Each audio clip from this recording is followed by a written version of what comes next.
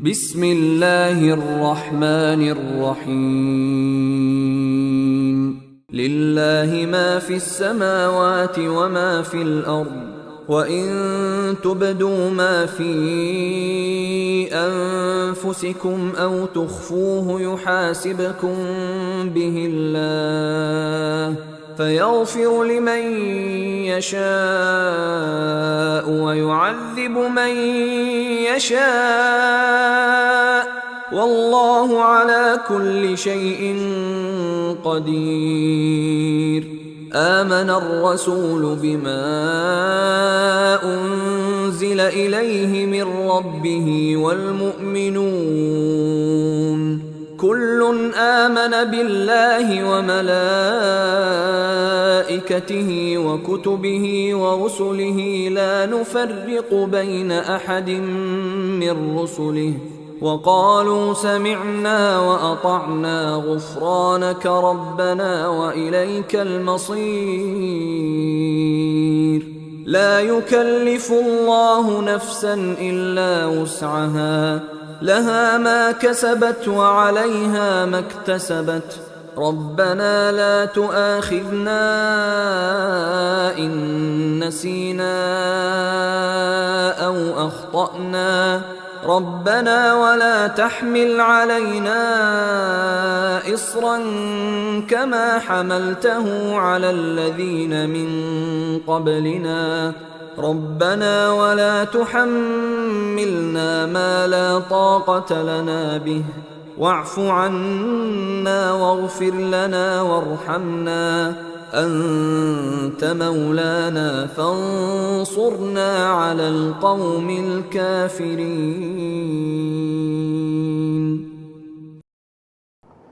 Bismillahirrahmanirrahim. Alhamdulillahirabbil alamin wassalatu wassalamu ala asyrafil anbiya'i wal mursalin wa ala alihi wa sahbihi ajma'in. Alhamdulillah kita bertemu lagi dalam program Keadilan Mengaji yang mana pada hari ini kita akan mengupas berkaitan dengan ayat dalam surah Al-Baqarah, ayat yang ketiga yang terakhir dalam surah Al-Baqarah, iaitu daripada 284 sehingga 286. Pada sesi yang lepas kita telah melengkapkan tafsir surah Al-Fatihah yang mana yang dikupas oleh Al-Fadhil Ustaz Ni Omar, yang akhirnya kita merangkumi perbincangan itu bahawa untuk kita melengkapkan lagi tafsir surah Al-Fatihah itu, kita perlu juga untuk membincangkan berkenaan dengan 2 ayat terakhir atau 3 ayat terakhir daripada surah Al-Baqarah, yang mana kedua-dua ayat ini merupakan cahaya seperti mana yang disebut oleh Al-Fadhil Ustaz kepada saya sebentar tadi. Jadi untuk itu, dalam ayat ini Allah Ta'ala menerangkan iaitu peri pentingnya penerangan berkaitan dengan kekuasaan Allah Subhanahu wa taala yang memiliki segala-galanya. Sebab itu Allah Taala menyebut dalam ayat ini, lillahi ma fis samawati wa ma fil ard wa in tubdu ma fi anfusikum aw tukhfuhu yuhasibukum bihillah fayaghfiru liman yasha wa yu'azzimu man yasha wallahu ala kulli syai'in qadir. Iaitu segala yang ada di langit dan yang ada di bumi ini adalah kepunyaan Allah Subhanahu wa taala. Dan Allah Subhanahu wa taala juga turut menyatakan dalam ayat ini, dia mengetahui segala-galanya, apa yang tersirat dan tersurat di dalam hati manusia ini. Jadi untuk itu Ustaz, pada sesi yang pertama ini saya ingin bertanya kepada Ustaz, iaitu mengapa pentingnya kita memahami bahawa Allah Subhanahu wa taala ini yang mengetahui segala-gala yang tersembunyi dan terang seperti yang disebut dalam ayat 284. Bismillah, walhamdulillah, wassalamun ala rasulillah, Sayyidina Muhammad wa ala alihi wa sahbihi ajma'in. Allahumma rabbi syrah li sadri wa yassir li amri wa hlul 'uqdatam min lisani yafqahu qawli. Segala puji bagi Allah di atas segala nikmat, kurniaan anugerah Allah SWT kepada kita semua. Kita takbirkan rasa syukur kita, antaranya seperti biasa kita peruntukkan sebahagian daripada masa kita untuk kita tambah ilmu dan kefahaman, kerana dia boleh memberi kesan terhadap penghayatan dalam kehidupan kita. sehingga menjadikan kita hamba Allah SWT yang sentiasa bersyukur, patuh dan taat kepada perintah Allah. Dan itulah satu-satunya jalan untuk menyelamatkan kita, kehidupan kita di dunia berterusan sampai ke akhirat. InsyaAllah. Baik, tajuk kita pada kali ini berkaitan dengan asasnya dua ayat terakhir. Kita rangkumkan menjadi 3 ayat terakhir daripada surah Al-Baqarah. Ya. Ayat yang telah dibaca, A'udzubillahi minasyaitonirrajim, lillahi ma fis samawati wa ma fil ard wa in tubdu ma fi anfusikum aw tukhfuhu yuhasibkum bihillah fayaghfiru liman yasha wa yu'adzibu man yasha wallahu ala kulli syai'in qadir. Ayat ini menggambarkan tentang keilmuan Allah SWT yang merangkumi keseluruhan, dan dia berkaitan juga dengan kekuasaan Allah Subhanahu Wa Taala. Jadi Allah Taala takbirkan kekuasaan dia tu, dia menguasai keseluruhan, sama ada yang zahir ataupun yang batin. Yang nampak dan yang tidak nampak, yang tersembunyi. Artinya ayat ni juga menggambarkan kepada kita tentang kedhaifan kita. Ilmu kita terhad, kekuasaan yang ada pada kita juga terhad. Jadi satu ayat ini sebenarnya sudah cukup untuk menjadikan kita ni tunduk patuh kepada perintah Allah SWT.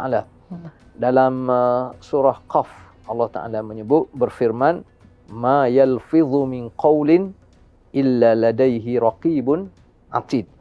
Setiap lafaz yang keluar daripada mulut kita, semuanya tercatat di sisi Allah melalui malaikat raqib dan atid. Itu gambaran. Kalau sesama kita, kadang-kadang kita nak pastikan semua dalam kawalan kita, sebagaimana kita tahu setengah negara, katanya termasuk negara China, semua jalan, semua lorong, semua bangunan ada CCTV. Ya. Kerana nak pastikan semua dalam kawalan dia. Tapi sebab CCTV ni manusia yang cipta, tetap dia ada kelemahan dia.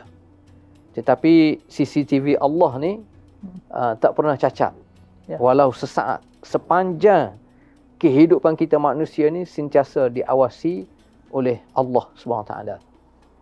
Jadi melalui ayat ini sebenarnya sudah cukup untuk kita taat, kita patuh, kita berikhtiar untuk ada sifat takwa. Itu yang sebenarnya. Supaya kita ni sentiasa bertakwa kepada Allah Subhanahu Wa Taala. Dan ayat ini juga menggambarkan penggunaan huruf lillahi ma fis samawati wa ma fil ard. Ulama bahasa Arab dia kata ma di sini tufid al-umum. Memberi makna keseluruhan.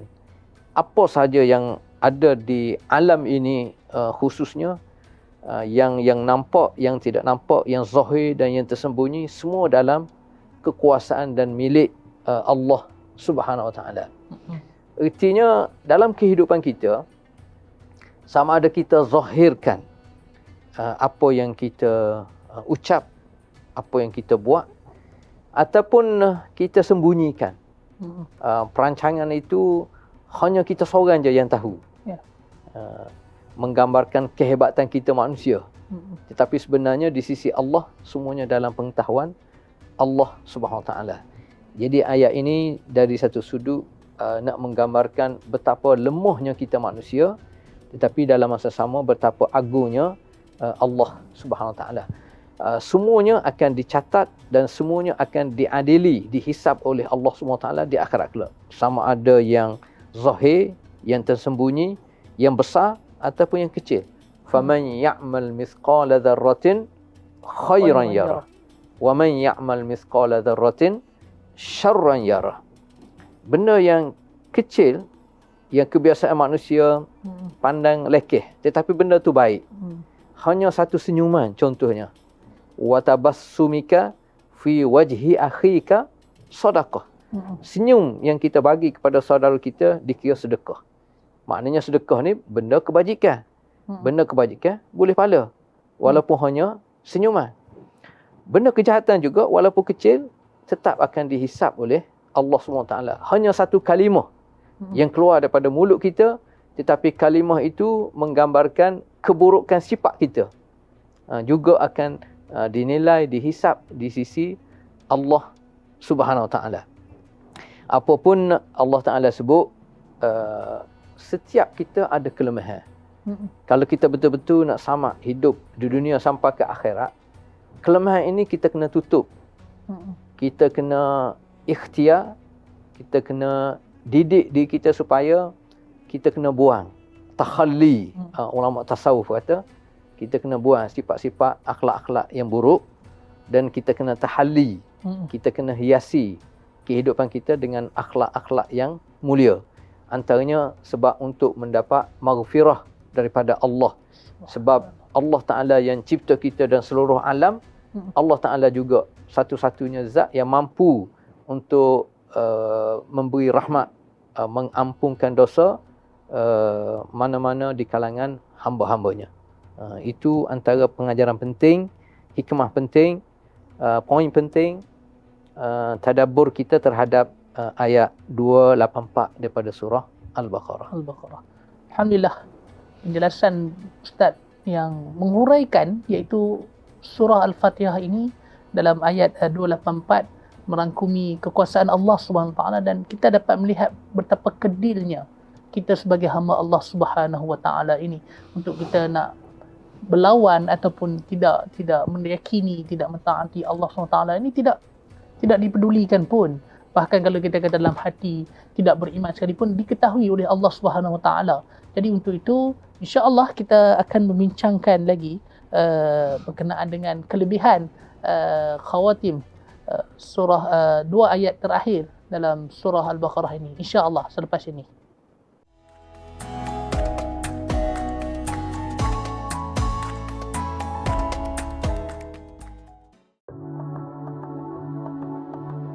Malaysia to be followed by Nigeria, please. Thank you, Chair. Your Excellencies and delegates, climate change poses significant health threats to the populations and unprecedented challenges to the healthcare system. The projected climate scenario in Malaysia for the year 2100 includes a rise of average annual surface temperature by 1.9 to 2.1 degrees centigrade, annual precipitations from 14% to 25%, and sea levels are projected to rise by about 0.7 meter. The Ministry of Health Malaysia's ambitions for climate and health includes building a climate resilient and low carbon health system to achieve carbon neutrality, net zero by 2050, strengthening the health sector's preparedness and response to extreme weather events, enhance surveillance and early warning system, conducting climate change and health vulnerability and adaptations assessments, VNAs, at the populations and or healthcare facility level. Developing a Health National Adaptation Plan, HNAP, which echoes the Malaysia National Adaptation Plan, MyNAP. Ministry of Health Malaysia acknowledges that healthcare facilities operations encompassing energy usage, waste generations, and resource consumptions contribute significantly to the overall carbon footprint, in alignment with the governments of Malaysia's dedicated pursuit of a net zero country by 2050. Congratulations for the first half day. Thank you.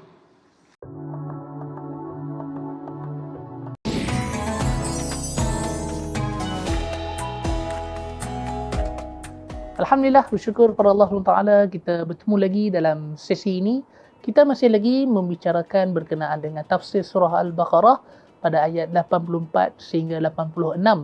Dan untuk sesi ini saya nak petik satu hadis Nabi sallallahu alaihi wasallam yang menyebut, yang diriwayatkan oleh Imam Bukhari, iaitu daripada daripada Abu Mas'ud radhiyallahu anhu.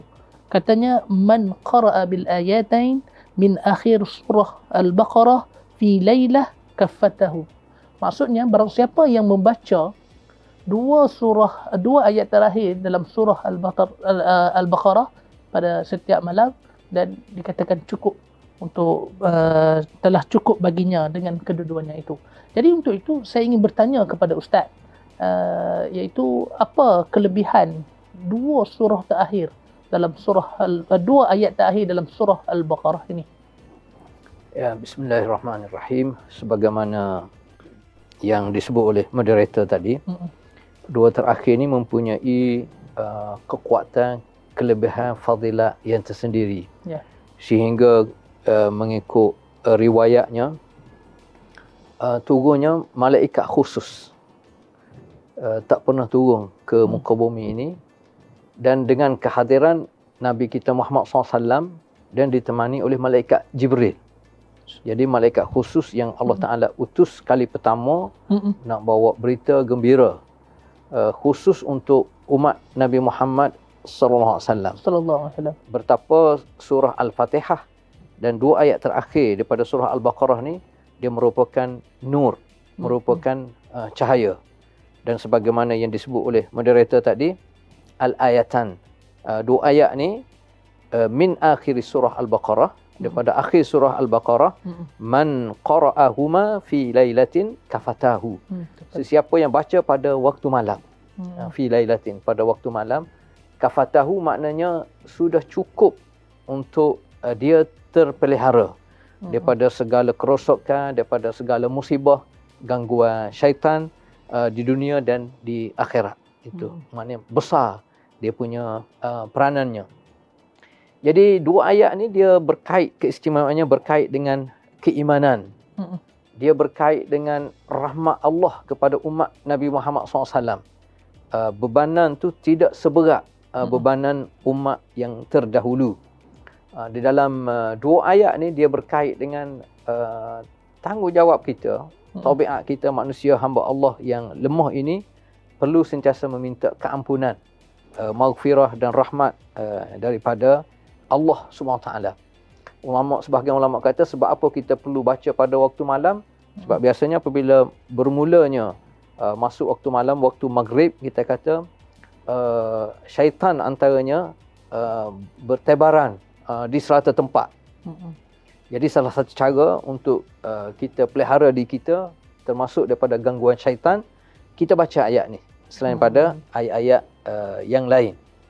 Dan kita tahu dua ayat ni antara keistimewaan khusus yang Allah Ta'ala beri kepada Nabi kita Muhammad sallallahu alaihi wasallam, dan dia juga memberi makna keistimewaan khusus yang Allah Ta'ala beri kepada umat Nabi Muhammad SAW. Mana pada kita lah. Cuma kita amal ataupun tidak. Jadi nak cerita tentang ayat ni Allah Ta'ala utus malaikat khusus. Dan dibuka pintu langit yang sebelum ni tidak dibuka. Dan apa saja yang diminta melalui apabila kita baca ayat ni, kita faham dan kita minta, Allah Ta'ala akan qabul. Allah Ta'ala akan terima permintaan kita. Dan khabar ini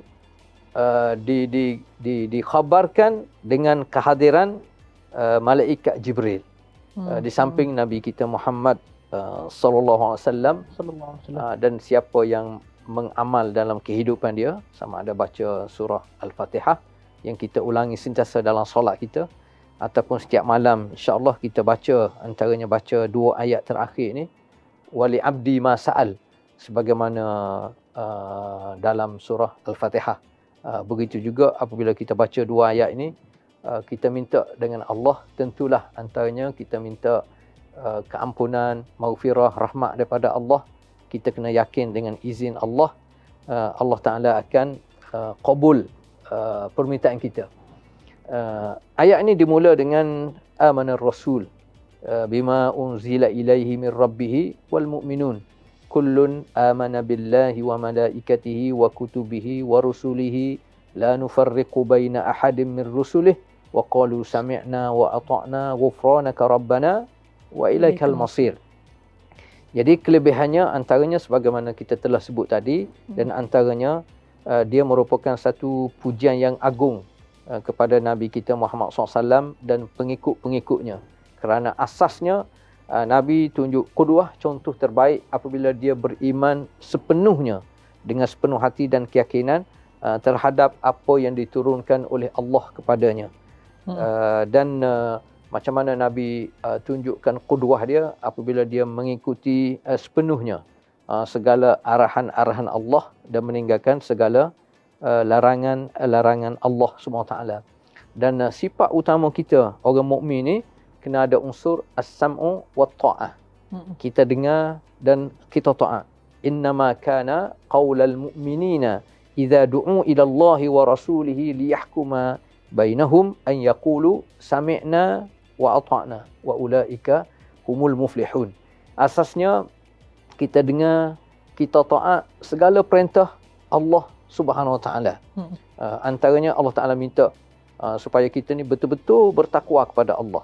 Ya ayyuhallazina amanu taqullah haqqa tuqatih. Itu yang kita laksana dalam kehidupan kita. Jadi sebagai hamba Allah, sebagai seorang Muslim, sebagai seorang mukmin, kita kena ikhtiar, kita dengar dan kita taat kepada perintah Allah, dan itu sebenarnya merupakan satu kekuatan umat Nabi Muhammad, kekuatan kita hamba Allah Subhanahu Wa Taala. Seterusnya ayat kedua, ayat 28 tentang kelebihan surah ni juga dia berkait dengan sebagaimana ayat la yukallifullahu nafsan illa wus'aha laha ma kasabat wa 'alayha ma iktasabat rabbana la tu'akhidhna in nasina aw akhtana rabbana wa la tahmil 'alaina isran kama hamaltahu 'ala alladhina min qablina rabbana wa la tuhammilna ma la taqata lana bih wa'fu 'anna waghfir lana warhamna anta maulana fansurna 'alal qaumil kafirin. Antara kekuatannya macam mana kita yakin apa saja yang diarah oleh Allah SWT sebenarnya di dalam kemampuan kita manusia untuk kita laksanakan. Yang Allah Ta'ala wajibkan kita laksana. Contohnya rukun-rukun Islam tadi. Semua dalam kemampuan kita. Bahkan di sana ada rahmah. Di sana ada istisna, ada pengecualian. Jika kita tak mampu, tak wajib bagi kita laksanakan ibadat haji. Contohnya, itu bagi yang berkemampuan. Itu gambaran rahmat dan semua takalif, arahan-arahan daripada Allah sebenarnya di dalam kemampuan manusia untuk manusia lakukan. Setiap amalan kebaikan yang kita buat, semuanya akan diganjari oleh Allah SWT. Semua amalan kejahatan juga akan dibalas. Cuma satu kejahatan dengan satu dosa secara mudah. Tapi satu kebaikan dibalas dengan 10 kali ganda, bahkan lebih mengikut kehendak Allah SWT. Itu gambaran rahmat Allah SWT kepada kita semua. Kemudian rahmat Allah Ta'ala tidak ambil dosa sekiranya kita lupa. Memang kalau betul-betul kita lupa. Tetapi sebahagian ulama kata lupa di sini akan juga dipertanggungjawabkan sekiranya kita lupa kerana kelalaian kita. Kerana kesibukan kita sehingga kita lupa nak tunai zakat. Sebab apa? Sebab kita kaya, kita sibuk nak membelanjakan kekayaan, kemewahan dalam kehidupan sehingga kita lupa tanggungjawab kita sebagai hamba Allah untuk tunai zakat. Jadi lupa ni akan tetap dihisap oleh Allah SWT. Kecuali lupa kerana tabiat manusia. Terlupa kerana tertidur, kerana terlalu sibuk, kita tidak bermaksud, itu lain. Tapi kalau lupa kerana kelalaian kita, itu akan diiqab oleh Allah Subhanahu wa Ta'ala. Lupa kerana kita terlalu sonok dengan kehidupan dunia ini sehingga kita lupa tanggungjawab kita sebagai hamba Allah Subhanahu wa Ta'ala. Alladzina ittakhadhu dinahum lahwan wa la'iba wa gharrathumul hayatud dunya. Dia lupa kerana dia terpedaya dengan kehidupan dunia. Dia menjadikan agama ni sebagai barang mainan, barang senda. Masa dia rasa sihat, masa dia rasa seronok, masa dia rasa nak buat ibadat, dia sembahyang. Masa dia malas, dia tinggal. Itu seolah agama ni sebagai barang mainan. Dia terlibat dengan mencuri, merampok, rasuah. Dia tahu tentang ketirisan, tetapi kerana boleh memberi manfaat kepada dia, maka dia biarkan. dalam waktu yang lain nak tunjuk dia ni hamba Allah, dia menggunakan duit rasuah dia untuk infak, untuk belanja kepada anak-anak yatim, untuk dia tunai ibadat umrah dan haji. Jadi ini satu minor. Jadi lupa macam ni tetap akan dihisap oleh Allah Subhanahu Wa Taala. Tapi lupa kerana kelemahan kita manusia, itu ada rahmat Allah Subhanahu Wa Taala.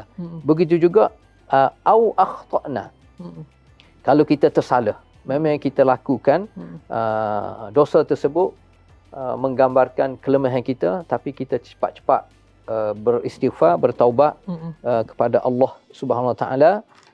Dan dalam masa sama kita kena tahu juga Allah Taala ni kekuatan, kelebihan rahmat yang dia bagi kepada umat Nabi Muhammad sallallahu alaihi wasallam, hukum hakam dia tidak seberat hukum yang terdahulu.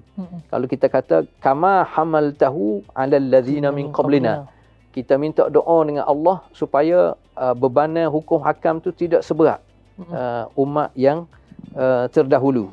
Begitu juga kita sebut Rabbana wala tuhammilna ma la taqata lana bih. Begitu juga kita minta dengan Allah supaya bebanan tu bebanan yang mampu kita buat. Kita minta dengan Allah supaya Allah Ta'ala ringankan bebanan tersebut. Contoh, kita solat tidak sampai 50 kali sehari. Rahmat Allah Ta'ala hanya 5 kali sehari. Kita wajib bayar zakat, tidak sampai 10% pun, hanya 2.5%. Itu contoh. Dan seterusnya, kekuatan dua ayat ini juga berkait dengan kita minta ampun dengan Allah Ta'ala. Wa'fu anna waghfir lana warhamna. Itu 3 serangkai. Jadi ini nak menggambarkan kekuatan yang ada pada dua ayat terakhir daripada surah Al-Baqarah, sehingga digelarkan dua surah ini merupakan nur, merupakan cahaya dalam kehidupan kita. Baik, alhamdulillah, terima kasih kepada Ustaz di atas penerangan berkaitan dengan dua ayat terakhir, kelebihan yang Allah Ta'ala berikan kepada kita, iaitu dua ayat terakhir dalam surah Al-Baqarah. Dan dalam ayat terakhir tersebut disebut la yukallifullahu nafsan illa usaha. Maksudnya Allah tidak akan membebani seorang hambanya itu melainkan hamba itu berdaya, maksudnya mampu untuk menghadapi. Dan insya-Allah ayat yang saya akan bacakan ini akan dikupas oleh Al-Fadhil Ustaz pada sesi yang ketiga. Kita berehat sebentar.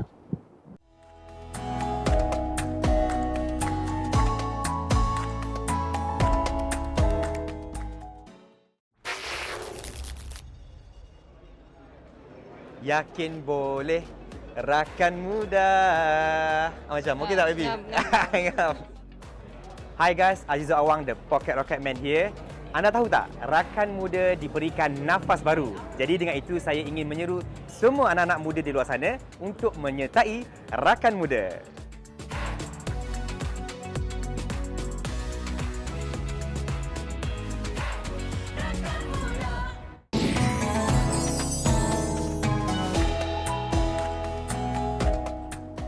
Alhamdulillah, bersyukur pada Allah Ta'ala, dan kita masih lagi membicarakan berkenaan dengan dua ayat terakhir dalam surah Al-Baqarah ini. Dan tadi Al-Fadhil Ustaz telah menyentuh berkenaan dengan ayat yang terakhir, iaitu Allah tidak akan membebani seseorang hambanya melainkan hambanya itu mampu untuk menghadapi ujian tersebut. Ini amat menarik untuk kita fokus ataupun kita memberi penekanan yang cukup mendalam berkenaan dengan ayat ini, kerana setiap daripada kita ini semua diuji oleh Allah Subhanahu Wa Taala, dan bagaimana untuk kita nak menghadapi ujian tersebut. Dan ada kalanya sehingga mereka ini tergelincir apabila mempertikaikan kekuasaan Allah. Kenapa di saat menghadapi kesukaran ini, mananya Allah Ta'ala ini untuk membantu. Itu seperti yang dilontarkan oleh setengah pihak apabila merasa kekecewaan terhadap agama dan mengharapkan pertolongan daripada Allah SWT, tapi tidak hadir. Sedangkan dalam ayat yang terakhir ini, Allah Ta'ala sendiri telah menjelaskan, iaitu Allah tidak akan membebankan hambanya melainkan hambanya itu mampu untuk menghadapi. Jadi untuk itu Ustaz, mungkin Ustaz boleh untuk huraikan lagi dengan lebih lanjut berkaitan dengan ayat tersebut, la yukallifullahu nafsan illa usaha. Ya, kita dah sebut tadi secara asas. Mm-mm. Untuk lebih mudah faham, mungkin kita bagi contoh. Ya. Macam contoh, umat terdahulu, umat terdahulu, syariat dia, kalau dia buat dosa, syarat taubat dia kena bunuh diri dia. Allah. Itu berat. Itu yang kita minta supaya Allah Ta'ala hindari kita daripada sesuatu yang kita tidak mampu. Umat Nabi Muhammad SAW ni, kalau contohnya, kalau buat dosa besar, bunuh orang, jadi taubat dia kena bunuh balik. Memanglah dalam syariat kita sekarang ni pun, syariat Islam memang kena bunuh balik. Tetapi dia ada klausa diat, bayar diat. Makna kalau dipersetujui contohnya oleh keluarga yang kena bunuh, dia bersetuju, maknanya terselamatlah nyawa orang yang membunuh tu dengan cara dia bayar diat. Tapi kalau syariat terdahulu, dia bunuh orang, memang kena bunuh balik. Itu beratnya. Tidak ada klausa diat. Jadi itu gambaran keringanan rahmat yang Allah Ta'ala beri khusus kepada umat Nabi Muhammad SAW melalui dua ayat ni. Melalui dua ayat ni. Sebab itulah kita tengok tadi, kita sebut macam mana nak gambarkan kekuatan dua ayat ni, turun malaikat khusus. Dibuka pintu langit dan dimaklumkan dengan kehadiran Nabi Muhammad SAW, ada sekali dengan Jibril. Setengah riwayat kata berlaku pada malam Isra' dan Mi'raj. Setengah riwayat sebut. Begitu juga contohnya, kalau terkena kokotoran, najis, kalau pakaian kena gunting, kena buang tempat tu. Kalau kena pada anggota tubuh badan, kena kerak, kena potong. Itu syariat terdahulu, agak membebankan. Jadi tidak berlaku kepada umat Nabi Muhammad SAW. Maknanya syariat sekarang ni, contohnya kalau kita kena najis yang kita sebut mughallazah dah. Mughallazah yang itu maknanya kita tak perlu kerak anggota tubuh badan kita. Tak perlu gunting pakaian kita yang kita kena najis mughallazah. Cuma cara cuci tu agak berbeza sikit. Contoh disebut dalam fiqh dengan 7 kali basuhan, dan basuhan yang kena tu kita campur dengan tanah. Itu mana dia ada keringanan. Dan sebenarnya apa saja yang kita sebut tadi melalui ayat ni, arahan-arahan Allah, takalif kita sebut, tanggungjawab yang perlu kita laksanakan, sebenarnya kita kena yakin semua kita mampu sebenarnya. Kita sebut tadi macam contohnya solat. Takkanlah dalam masa 24 jam kita tak mampu nak tunai solat 5 kali sehari. Orang lain mampu. Kenapa kita tidak mampu? Bahkan ada keringanan. Kalau kita bermusafir, kita boleh jamak, kita boleh qasar. Contohnya, kalau kita uzur, sakit, puasa di bulan Ramadan, kita boleh tidak puasa, cuma perlu diganti. Ada keringanan. Ini kelebihan, kekuatan, rahmat yang Allah Ta'ala bagi kepada umat Nabi kita Muhammad sallallahu alaihi wasallam yang kita rasai sekarang ni. Begitu juga haji, biasa kita sebut. Haji salah satu rukun, maknanya tiang seri utama. Kalau kita tidak laksana rukun ni, maknanya Islam kita tidak sempurna. Tetapi betapa Islam ni punya rahmat, kalau kita tak mampu, kita tak perlu pergi haji. Dan betapa haji ni sebab ibadat yang merangkumi keseluruhan yang berkait dengan kehidupan kita. Jadi rahmat Allah, dia hanya sekali seumur hidup kita. Itu yang Allah Ta'ala nak cerita tentang kelebihan, kekuatan, fadilat dua ayat ni. Yang penting bagi kita sekarang ni, kalau kita dah amalkan, alhamdulillah. Kalau kita belum amal, inilah masa terbaik. Hanya tak sampai 2 minit kita baca 2 ayat ni. Bermula dengan amanar rasul sampai ke ayat la yukallifullah, 2 ayat. Tetapi kekuatannya, kelebihannya, fadilatnya begitu tinggi di sisi Allah. Kalau kita berada di malam yang gelap gerita, antara benda yang kita nak adalah cahaya. Dua ayat ni adalah cahaya. Jadi seolah kehidupan ni kita terpandu dengan cahaya Allah SWT, dengan hidayat daripada Allah. Kalau orang berusaha untuk laksana dua ayat ni, maknanya dia memang mencari keselamatan untuk kehidupan dia dunia, lebih-lebih lagi akhirat. Kalau orang cakna terhadap dua ayat ni, maknanya dia mencari cahaya. Dan memang kita sangat perlu kepada cahaya. Di waktu malam, kita perlu kepada cahaya yang cerah. Di waktu siang, kehidupan ini, kita perlu pada cahaya hidayah daripada Allah. Yang kita sentiasa minta, ihdinas siratal mustaqim. Baik Ustaz. Jadi Ustaz, berdasarkan ayat ini juga boleh untuk kita katakan bahawa setiap perkara ujian yang dihadapi ini, manusia ini mampu untuk menghadapi perkara tersebut, dan yang pastinya adalah kita menyandarkan apa ujian yang diterima oleh kita ini adalah daripada Allah Subhanahu Wa Taala, untuk kita meningkatkan keimanan dan ketakwaan kita kepada Allah Subhanahu Wa Taala. Mungkin boleh untuk kita nyatakan sedemikian. Ya, memang tepat. Kenyataan tu memang tepat. Dan kita juga boleh berpandu kepada khulasah daripada surah Al-Asr. Kehidupan kita ni sebenarnya semua manusia rugi. Wal asr innal insana lafi khusr. Semua dalam keadaan kerugian. Dan kita tahu tidak ada di kalangan kita yang nak rugi. Semua orang nak untung. Semua orang fikir nak hidup bahagia, nak hidup sejahtera, nak hidup selamat. Baik, dan Islam dia tidak larang manusia, hamba dia nak fikir tentang kehidupan yang baik semasa hidup atas dunia. Cuma kalau dia nak selamat, dia kena ikut step yang telah ditentukan oleh Al-Quran, oleh Islam. Antaranya asas yang pertama, dia mesti beriman kepada Allah.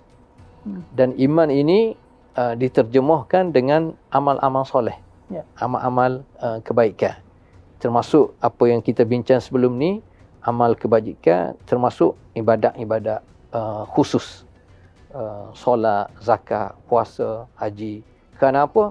Kerana antara asas penting, hikmat penting daripada ibadat ini, dia boleh melahirkan akhlak yang terpuji, yang sepatutnya ada pada setiap Muslim. Itu kita kata iman dan amal soleh. Dan dalam kehidupan ni, kita perlu kepada bantuan orang lain. Kita tak boleh hidup bersendirian. Sebab itulah disebut watawasau bil haqqi.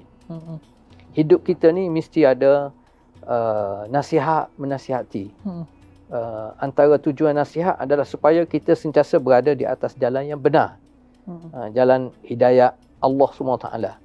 Tak ada seorang pun, walaupun dia paling berilmu, paling warak, paling zuhud, contohnya pada zahirnya, dia tetap ada kelemahan. Kelemahan itu ditampung oleh nasihat menasihati. Termasuk supaya kita semua berada di atas jalan kebenaran. Dan betapa nasihat menasihati ini, gambaran Islam ni adalah agama rahmah. Jadi kalau agama tu rahmah, sifat penganutnya juga mesti ada sifat rahmah. Kalau kita nak sihat, kita nak sebar ilmu, kita nak dakwah dengan akhlak-akhlak yang mulia, sama sekali kita tak boleh menggunakan bahasa-bahasa yang kasar, bahasa yang kesat, bahasa yang melarikan orang daripada melihat betapa Islam ini begitu indah untuk diamalkan. Dan yang terakhir sekali, paksi yang keempat adalah kehidupan ini perlu kepada penawar. Dan penawar utama adalah kesabaran. Dan kesabaran inilah berkait dengan segala arahan Allah SWT. Disebut la yukallifullahu nafsan illa wus'aha. Dalam kemampuan kita sebenarnya untuk kita laksana. Cuma kita perlu kepada sabar. Sabar meninggalkan maksiat. Sabar di atas segala ujian yang telah ditentukan oleh Allah SWT. Dan juga sabar untuk kita melakukan ketaatan dan kepatuhan kepada perintah Allah Subhanahu Wa Taala. Baik, jadi untuk kali ini kita dapat melihat dan Al-Fadhil Ustaz telah mengupas berkenaan dengan ayat la yukallifullahu nafsan illa wus'aha. Jadi untuk itu sebagai hamba Allah SWT ini, sebagai seorang individu Muslim, seharusnya untuk kita bersabar setiap perkara ataupun ujian yang ditimpakan ke atas kita. Berbanding umat yang terdahulu seperti mana yang Al-Fadhil Ustaz sebut tadi, amatlah teruk berbanding dengan kita ini, yang mana ujian kita ini sebenarnya tidaklah seberapa mana pun kalau kita nak dibandingkan dengan ujian umat-umat yang terdahulu.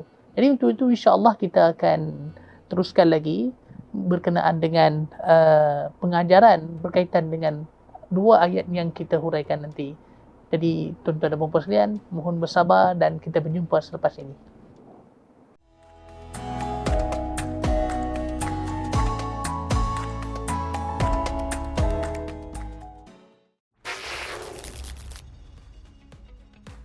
Untuk makluman, saya telah bersama dengan rakan muda ini sejak di awal pengenalan rakan muda pada tahun 1994 lagi, di mana pada masa itu saya bertugas di bahagian pembangunan sukan. Sejak tahun 2011 lagi ataupun daripada 2008 sehingga 2011 saya pernah bertugas sebagai pengarah cawangan gaya hidup. Dan antara aktiviti-aktiviti utama di bawah cawangan kita pada masa tersebut adalah program Anugerah Remaja Perdana Rakan Muda ataupun dikenali sebagai ARP. Memang benar KBS dan juga Jabatan Belia dan Sukan Negara telah merancang untuk mengembalikan semula rakan muda kepada para belia. Kita akan lancarkan rakan muda ini pada 25 hari bulan Jun ini di Dekta UKM. Dan untuk kita membalikan semula rakan muda kepada zaman kegemilangan rakan muda kepada seluruh warga belia-belia kita. Rakan muda ini boleh disertai oleh semua belia, iaitu dalam umur 15 hingga 30 tahun. Kita open kepada mereka dan semua belia tanpa mengira jantina, tanpa mengira ras dan sebagainya. Kita open kepada semua, asalkan mereka tu masih lagi berumur dalam lingkungan yang saya sebutkan tadi. Harapan saya supaya semua belia yang ada untuk sama-sama menyambut program ini dan sertailah program-program yang kita buat tersebut, di mana dengan kaedah ini mereka bolehlah menguruskan masa lapan mereka dengan lebih berfaedah dan lebih baik lagi lah.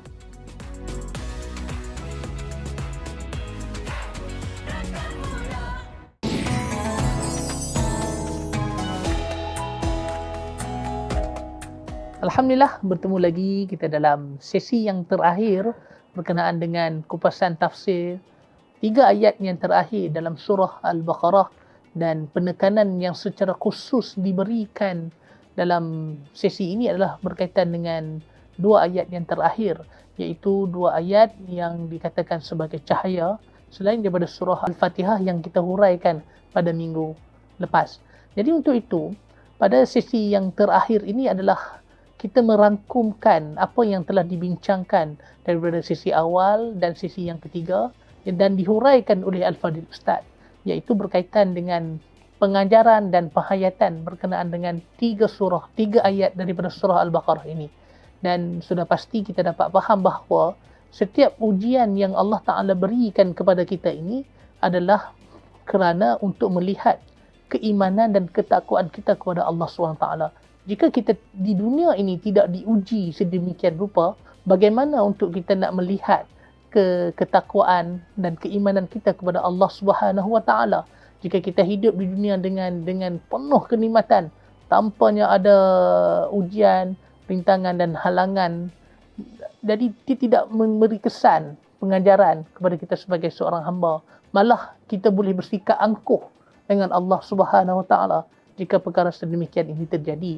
Jadi untuk itu, kesabaran itu adalah perkara yang penting. Apa yang diucapkan oleh Al-Fadhil Ustaz tadi, iaitu kesabaran adalah kunci untuk kita menghadapi setiap ujian, dan yang pastinya kita mengambil manfaat daripada 2 ayat yang terakhir ini untuk kita amalkan pada setiap malam, untuk kita baca surah Al-Fatihah dan 2 ayat yang terakhir ini supaya ia menjadi ayat yang melindungi kita, membangkitkan kesejahteraan dalam kehidupan kita, dan insya-Allah sama-sama kita amalkan. Jadi untuk itu saya ingin memohon sedikit nasihat ataupun pandangan Ustaz yang mana yang kita boleh rangkumkan keseluruhan perbincangan kita ini apabila Al-Fadhil Ustaz ada menjelaskan bagaimana dua ayat ini diturunkan, dan bahkan Allah SWT ini dekat dengan kita dan memiliki keseluruhan kekuasaannya itu adalah milik Allah SWT. Jadi untuk itu Ustaz, mungkin Ustaz boleh tambah sedikit berkenaan dengan penghayatan dan pengajaran daripada ayat yang kita tafsirkan hari ini, insya-Allah. Dia mungkin antara dia terlalu banyak pengajaran sebenarnya. Cuma mungkin antara yang menonjol adalah macam mana melalui dua ayat ini khususnya Allah Ta'ala nak tunjukkan rahmat dia kepada hamba-hamba Allah SWT, khususnya kepada umat Nabi kita Muhammad sallallahu alaihi wasallam. Memang asasnya Islam datang wa ma arsalnaka illa rahmatan lil alamin. Jadi termasuk melalui dua ayat ini. Jadi dua ayat ini kalau kita baca, kita faham, kita hayati dalam kehidupan kita, sama ada kehidupan berpribadi ataupun kehidupan berorganisasi, hatta dalam kehidupan bernegara. Jadi di situ nampak rahmat Allah SWT itu begitu terconjol. Kita biasa sebut ataupun kita akan datangkan contoh mudah, solat 5 kali sehari. Tapi dia tidak wajib di masjid, di mana-mana pun. Cuma al-afdal, lebih baik di masjid secara berjemaah. Tapi kalau kita sibuk contohnya di mana-mana, dan kelebihan pula Allah Ta'ala beri kepada umat Nabi Muhammad SAW ni, semua muka bumi Allah ni suci, kecuali tempat-tempat najis lah. Tak semesti nak solat mesti di masjid, tak semesti. Di masjid afdal, di pejabat tempat kita kerja, hatta di dalam kebun, yang pentingnya bersih.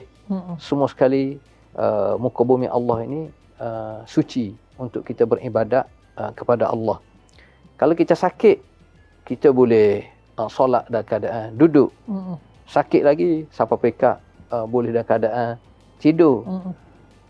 Hatta kalau sakit yang begitu teruk sehingga tak mampu dah nak gerak anggota tubuh badan kita, masih lagi fardu tetap fardu. Cuma pelaksanaan tu begitu mudah di sisi Allah, termasuk ulama bincang, hatta dengan isyarat. Hanya isyarat dengan mata. Itu menggambarkan rahmat Allah SWT dalam kehidupan ini. Dan memang Allah Ta'ala sebut, yuridullahu bikumul yusra wala yuridu bikumul usr. Termasuk sebenarnya kalau kita perhati dalam berorganisasi, dalam pengurusan sesebuah negara, kita kena rasa tanggungjawab kita sebagai seorang hamba Allah SWT, macam mana nak pastikan pengurusan sesebuah negara, termasuk negara kita ni, berlandas kepada kehendak Allah SWT, kepada syariat. Itu asas dan semua orang boleh bersetuju. Cuma kaedah di sudut pelaksanaan. Macam contohnya, semua kita sekarang ni alhamdulillah, kalau dulu kita dengar pemimpin-pemimpin negara ada sebut Islam tak sesuai, contohnya dulu 70-an 80-an. Tapi sekarang ni alhamdulillah semua sekali bersetuju. Cuma berbeza di sudut kaedah dan pendekatan. Ini pentingnya rahmat. Tidaklah kita nak paksa mesti melalui apa yang kita faham, pendekatan kita sehingga wujudnya kebencian. Kalau adanya permusuhan, adanya kebencian, tidak ada rasa ihsan, tidak ada rasa hormat, di mana rahmat Islam itu? Kita nak tunjukkan di mana? Ini sesama kita, sesama Islam.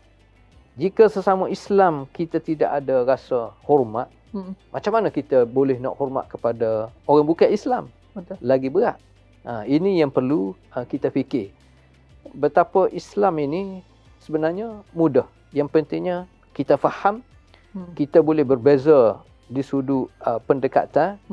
Tetapi pendekatan itu walaupun berbeza, sebenarnya dengan rahmat kita boleh melalui syura, melalui perbincangan, melalui dialog. dalam segenap urusan sebenarnya. Tidak sampai ke peringkat macam contoh sekarang inilah isu pelaksanaan syariat. Ada yang kata macam-macam mana pun pelaksanaan ni wajib. Kita tak nak agama kita ni terancam. Ada yang kata ini isu teknikal je, masalah teknikal. Tidak sampai ke peringkat isu yang ada sekarang ni seolah-olah kita nak meremehkan kedudukan syariat Islam itu sendiri. Maknanya berlaku dua pandangan yang berbeza. Cara terbaik adalah melalui syura, melalui hiwar, melalui dialog. Sebagaimana Allah Ta'ala sendiri anjurkan, ud'u ila sabili rabbika bil hikmah wal mau'izatil hasanah wajadilhum. Maknanya berjidal, berdialog, berdebat ni tahap ketiga dah. Tapi dengan cara yang terbaik. Wajadilhum billati hiya ahsan. Tidak sampai ke peringkat mana kita kutuk mengutuk, kita tuduh menuduh, kita melakukan perkara boleh menimbulkan ketenteraman dalam kehidupan kita bagi sesebuah negara, sehingga kadang-kadang kita sanggup melakukan fitnah contohnya. Jadi apa yang kita nak cerita di sudut Islam ini melalui dua ayat ni penuh dengan rahmat.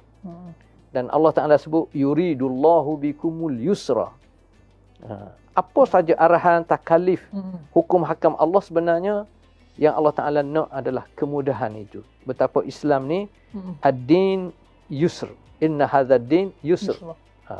Islam ni sebenarnya agama yang mudah sebenarnya. Walan yushadad din ahadun illa ghalabah.